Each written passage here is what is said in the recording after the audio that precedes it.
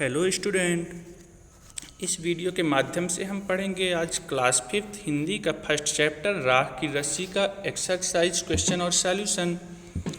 इससे पहले हम आशा करते हैं कि हमारे फर्स्ट और सेकेंड पार्ट आपको राख की रस्सी का अच्छे समझ में आया होगा। तो चलिए हम इस पाठ राख की रस्सी का प्रश्न और उत्तर देखते हैं, जिसे आप अपनी फेयर कॉपी में नीट एंड क्लीन राइटिंग से लिखिएगा, ठीक है ना। तो क्या है राख की रस्सी, जिसमें क्या शब्द आया था, क्वेश्चन आया था शहर की तरफ। और नंबर 1 है मंत्री ने अपने बेटे को शहर की तरफ रवाना किया। नंबर का मंत्री ने अपने बेटे को शहर क्यों भेजा था, तो इसका उत्तर आप लिखिएगा। मंत्री ने अपने बेटे को शहर में पैसे कमाने के लिए भेजा था। उसने अपने बेटे को 100 भेड़ें दी। उसने भेड़ें देकर कहा कि इन भेड़ों को मारना या बेचना नहीं है, इन्हें वापस लाना और साथ में जौ के 100 बोरे भी लाना। मंत्री जानता था कि यदि उसका बेटा यह कार्य करने में सफल हो गया तो उसके बेटे को शहर व दुनियादारी की समझ आ जाएगी, ठीक है ना। तो आप इसे अपनी फेयर कॉपी में भी लिखते जाइए। अब नंबर खा है उसने अपने बेटे को भेड़ों के साथ शहर में ही क्यों भेजा। तो मंत्री ने अपने बेटे को भेड़ों के साथ ही क्यों भेजा था, तो इसका उत्तर लिखिए। मंत्री ने अपने बेटे को शहर इसलिए भेजा ताकि वहाँ की समझदारी, चालाकी, काम करने का तरीका उसके बेटे को समझ में आ सके। तो इसे आप नोट करते जाइए। अब आते हैं नंबर 2 में। जौ एक तरह का अनाज है जिसे कई तरह से इस्तेमाल किया जाता है। इसकी रोटी बनाई जाती है, सत्तू बनाया जाता है और सूखा भूनकर भी खाया जाता है। अपने घर में और स्कूल में बातचीत करके कुछ और अनाजों के नाम पता करो। तो आपको तो और अनाजों के नाम पता होंगे, जैसे गेहूँ, जौ, ये तो लिखा ही है। आइए हम कुछ और अनाजों के बारे में जानते हैं। चना, बाजरा, ज्वार, मक्का, ये क्या है, और अनाज हैं। इसे आप लिख ही लीजिए। अब आते हैं नंबर 3 पर। गेहूँ और जौ अनाज होते हैं। गेहूँ और जौ क्या होते हैं, अनाज होते हैं। ये तीनों शब्द संज्ञा हैं। गेहूँ और जौ अलग अलग किस्म के अनाजों के नाम हैं, इसलिए ये दोनों व्यक्तिवाचक संज्ञा हैं और अनाज जातिवाचक संज्ञा है। इसी प्रकार रिमझिम व्यक्तिवाचक संज्ञा है और पाठ्य पुस्तक जातिवाचक संज्ञा है। तो नंबर का कुछ क्वेश्चन पूछेगा, तो इसका उत्तर देना है हमको। नीचे दी गई संख्याओं का वर्गीकरण इन 2 प्रकार की संज्ञाओं में करो। तो हमको कौन कौन संज्ञाओं में करना है, व्यक्तिवाचक और जातिवाचक।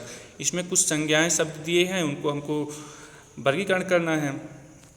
जैसे लेह, धातु, शेरवानी, भोजन, तांबा, खिचड़ी, शहर, वेशभूषा, ये क्या हैं, संज्ञाएं हैं।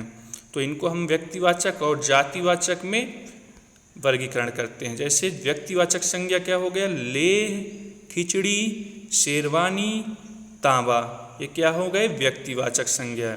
और जातिवाचक संज्ञा क्या हो गया, धातु, भोजन, वेशभूषा, शहर। तो संज्ञा के बारे में हम अपने पार्ट 2 में बताए हैं, आप उसको अच्छे समझिए। और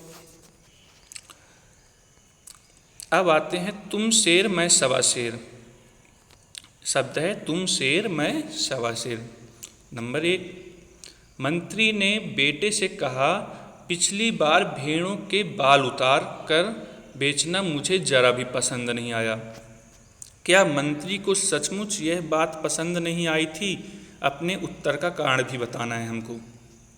तो उत्तर है मंत्री को यह तो बहुत पसंद आया था कि बेटा उसका दिया काम कराया है, लेकिन जब उसे पता चला होगा कि यह काम उसके बेटे के स्थान पर एक लड़की ने किया है तो उसे बहुत दुख हुआ होगा।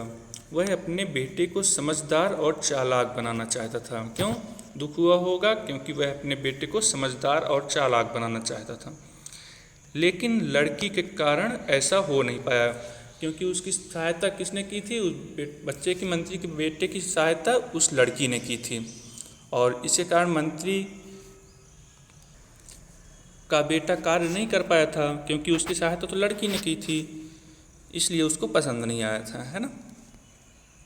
अब आते हैं बात को कहने के तरीके। नंबर 1, नीचे कहानी से कुछ वाक्य दिए गए हैं। इन बातों को तुम और किस तरह से कह सकते हो? तो आइए देखते हैं, कुछ बात दिए गए हैं, इनको आप और किस तरह से कह सकते हो, आपको बताना है। नंबर का, चैन से जिंदगी चल रही थी। जिंदगी क्या इससे चल रही थी? चैन से चल रही थी। तो इसको हमको बताना है कि आप इसको किस तरह से और लिख सकते हैं।